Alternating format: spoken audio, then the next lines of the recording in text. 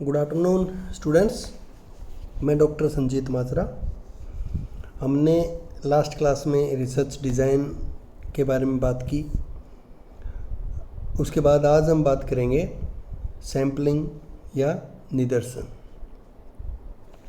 Sampling या निदर्शन पर आने से पहले मैं आपसे रिक्वेस्ट करता हूँ कि मेरी ऑनलाइन क्लास में आपका स्वागत है और मेरे चैनल को सब्सक्राइब करें, लाइक करें और अपने फ्रेंड्स को शेयर करें। तो सैम्पलिंग की बात करें, जैसा कि नाम से ही स्पष्ट है, हम सभी जानते हैं कि सैंपल यानी कि काफ़ी बड़े एरिया में से कुछ एरिया का या काफ़ी मात्रा में कोई वस्तु है, उसमें से कुछ वस्तु का जो उस पूरी वस्तु का प्रतिनिधित्व करता हो एक सैंपल हो सकता है। तो उसी रूप में हम क्या कहते हैं, एक प्रकार से मान लो कोई एक ग्रुप है, कोई एक समूह है जिसमें काफ़ी सारे मेंबर्स हैं, काफ़ी सारे सदस्य होते हैं। जब उन सदस्य सभी से हम कंटिन्यूअस संपर्क स्थापित करते हैं, प्रत्येक व्यक्ति से हम मिलते हैं और डाटा का कलेक्शन करते हैं, तथ्यों का संकलन करते हैं, तो इस प्रकार की प्रक्रिया को क्या कहते हैं, सेंसस इंक्वायरी मेथड। आमतौर पर इस प्रकार की प्रक्रिया, इस प्रकार का मेथड कहाँ यूज होता है, जनगणना के समय, जनसंख्या की काउंटिंग के समय। और उसकी बजाय मतलब सेंसस मेथड के अलावा जब पूरे के पूरे ग्रुप और पूरे के पूरे समूह में सभी सदस्यों के स्थान पर किसी उनमें से एक प्रतिनिधि संस्था चुनकर एक प्रतिनिधि सैंपल चुनकर जो उन सभी का प्रतिनिधित्व करता हो और उसी के आधार पर तथ्यों का जब संकलन किया जाता है तो वो होता है सैंपलिंग मेथड। यानी कि संपूर्ण में से कुछ मात्रा जो उस संपूर्ण का प्रतिनिधित्व करती हो सैंपलिंग कहलाती है। अर्थ की बात करते हैं, विशेष रूप से अर्थ में क्या है, निदर्शन या सैंपलिंग का अर्थ सभी इकाइयों में से, संपूर्ण इकाइयों में से कुछ इकाइयों का चयन करना होता है। दूसरे शब्दों में हम कह सकते हैं कि समग्र या संपूर्ण का उचित प्रतिनिधित्व करने वाली कुछ एक मात्रा में इकाइयों का इकट्ठा करना सैंपलिंग निदर्शन कहलाता है। जैसे कि काफ़ी सारे विद्वानों ने अपने अपने हिसाब से परिभाषा दी है। गुड्डे एवं हार्ट के अनुसार, जैसा कि नाम से ही स्पष्ट है, निदर्शन क्या है, एक विस्तृत समूह का अपेक्षाकृत छोटा प्रतिनिधित्व। यानी कि एक बड़े एरिया, एक विस्तृत समूह का छोटा प्रतिनिधित्व क्या होता है, सैंपलिंग होता है। उसी तरह से बोगार्ड्स क्या कहते हैं, बोगार्ड्स के अनुसार निदर्शन एक पूर्व निर्धारित योजना के अनुसार इकाइयों के एक समूह में से एक निश्चित प्रतिशत का चुनाव करना निदर्शन है।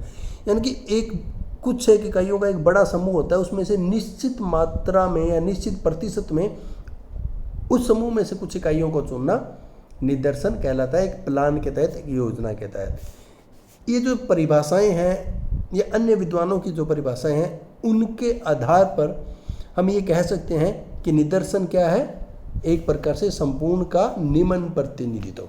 यानी कि संपूर्ण में से कुछ एक मात्रा उसका प्रतिनिधित्व कर सके वो चुनना निदर्शन कहलाता है। उसके बाद है कि एक निदर्शन की विशेषताएं क्या होनी चाहिए। सैंपलिंग किसी भी रिसर्च का बेस होती है, किसी भी अनुसंधान की आधारशिला होती है। और ये जो निदर्शन है, ये सैंपल है, ये जितना मजबूत होगा, जितना सुदृढ़ होगा, उतने ही सही और विश्वसनीय निष्कर्ष या रिजल्ट हमें प्राप्त होंगे। और ये तभी हो सकता है जब हमारा सैंपल, एक अनुसंधानकर्ता का सैंपल संपूर्ण का, समग्र का सही रूप में प्रतिनिधित्व करता हो। तो इसके आधार पर जो मैंने बात की, हम निदर्शन की ये विशेषताएं देख सकते हैं। क्या, निदर्शन को समग्र का प्रतिनिधि होना चाहिए।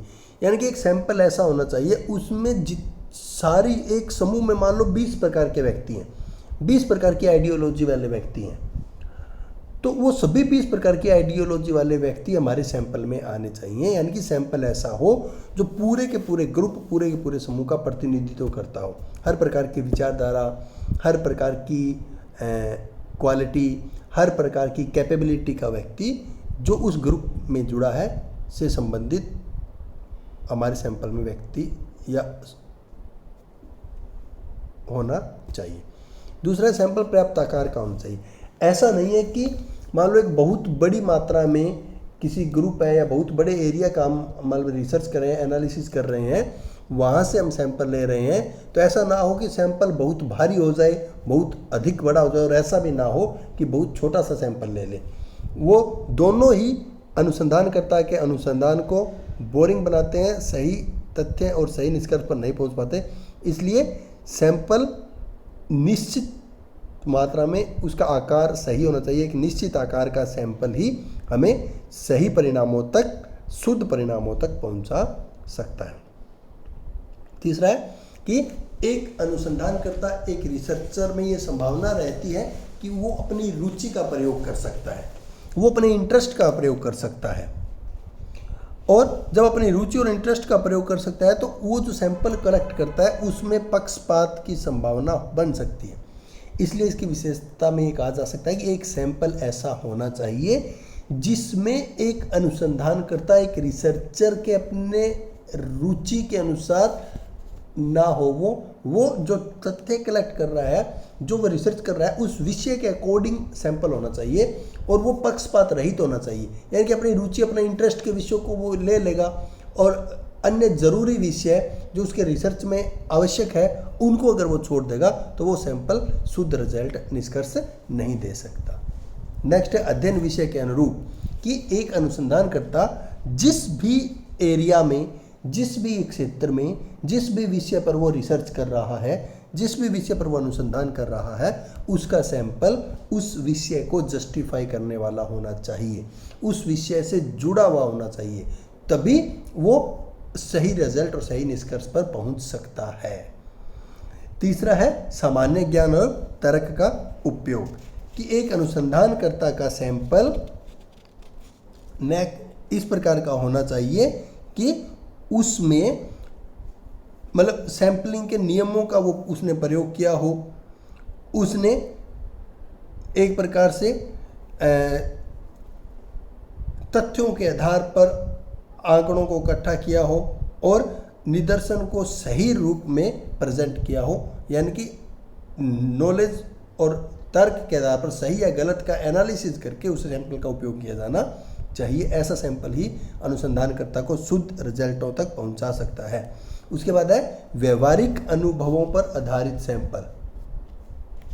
व्यवहारिक अनुभवों पर आधारित सैंपल का मतलब है कि एक अनुसंधानकर्ता के अनुभव हमेशा उसके रिसर्च में काम आते हैं, इसलिए अनुसंधानकर्ता के जो व्यवहारिक अनुभव होते हैं उनका उसके सैंपल में समावेश होना आवश्यक है, उनका समावेश होना चाहिए।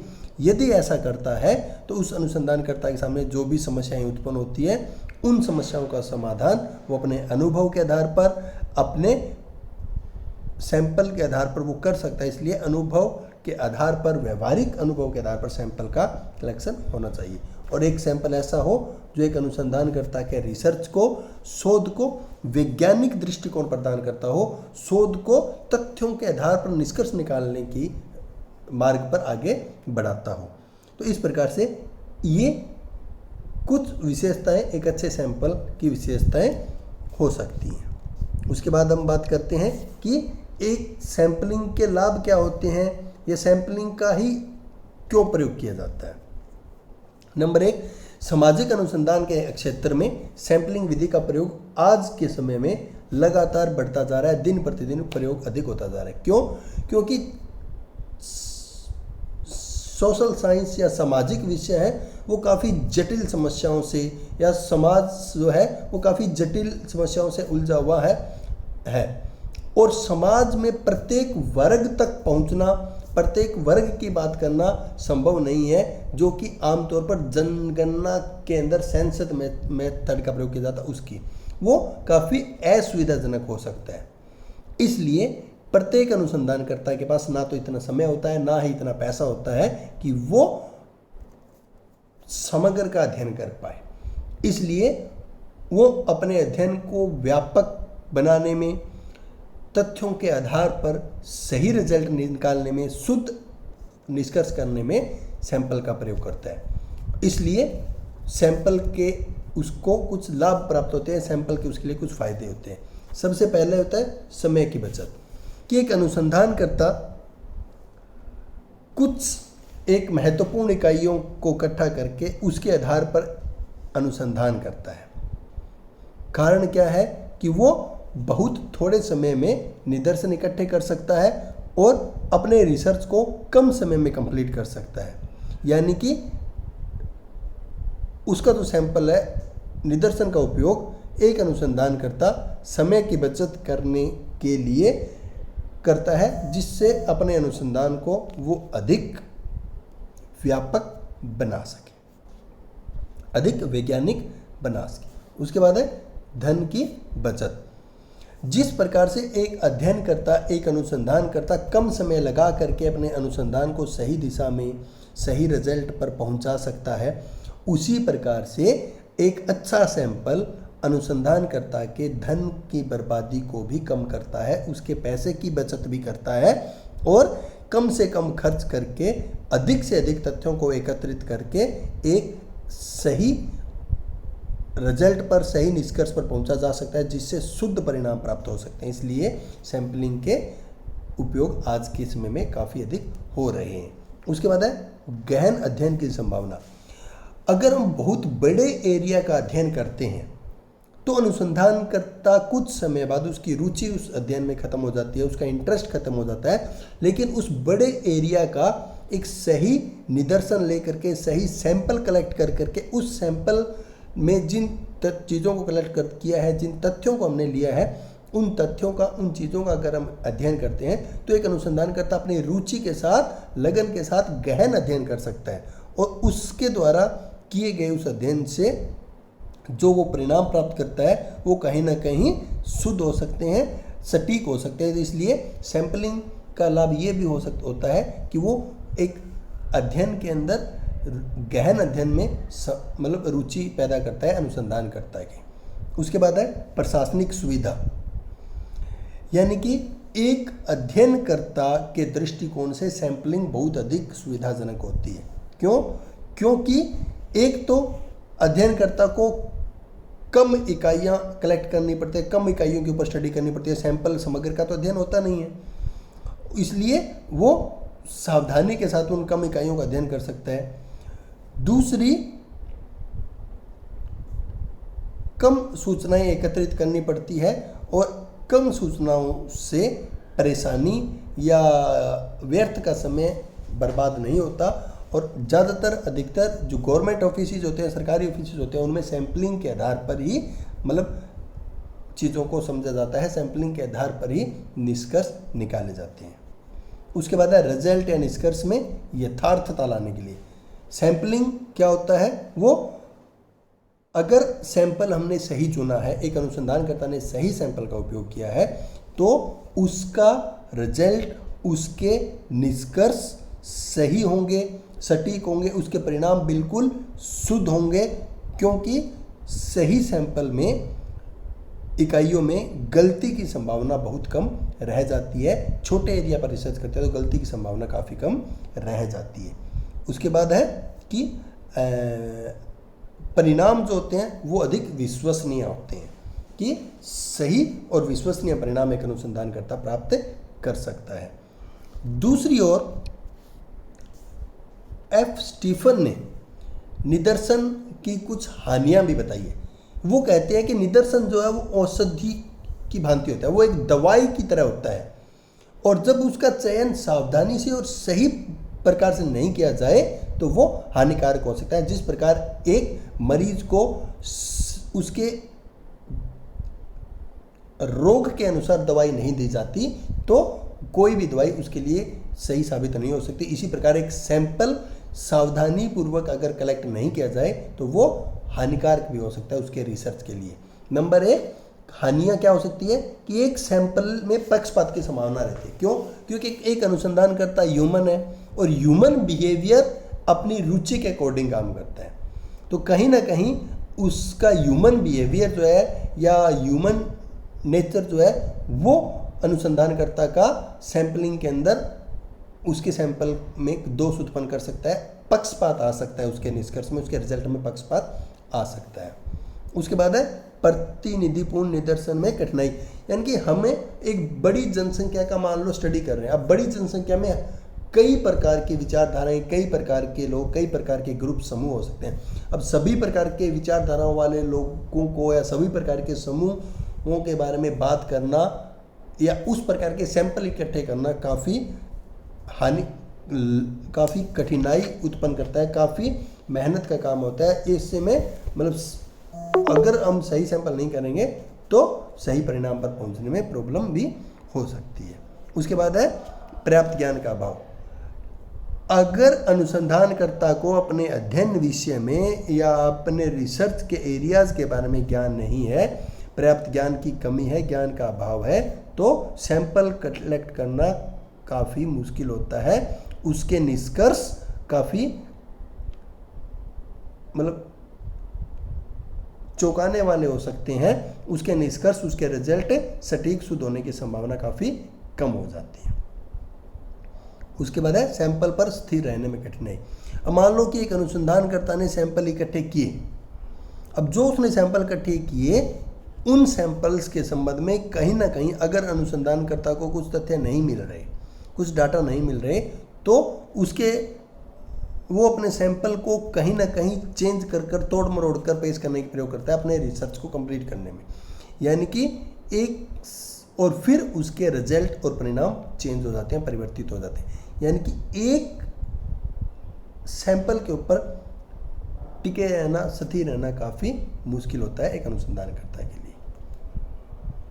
और उसके बाद है निदर्शन पद्धति की असंभावना, कि सैंपल की जो पद्धति है, सैंपलिंग की जो पद्धति है, उसमें सटीक और सही भविष्यवाणी करने की क्षमता बहुत अधिक नहीं होती, असंभावनाओं से भरा हुआ होता है।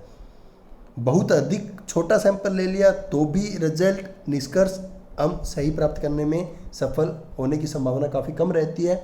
अगर बहुत बड़ा सैंपल ले लिया तो भी निष्कर्ष सही प्राप्त करने में मतलब समस्या उत्पन्न होती है, क्योंकि अनुसंधानकर्ता नीरस हो जाता है, रुचि कम हो जाती है। तो इस प्रकार से सही निदर्शन ही हमें सही निष्कर्ष और रिजल्ट पर पहुंचा सकता है। तो ये कुछ कमियां हैं जो सैंपलिंग की है, लेकिन उसके अलावा हम कह सकते हैं कि वर्तमान समय में, आज के समय में सैंपलिंग को एक अच्छा मेथड, एक सही मेथड माना जाता है रिसर्च के लिए, अपने अनुसंधान कार्य के लिए।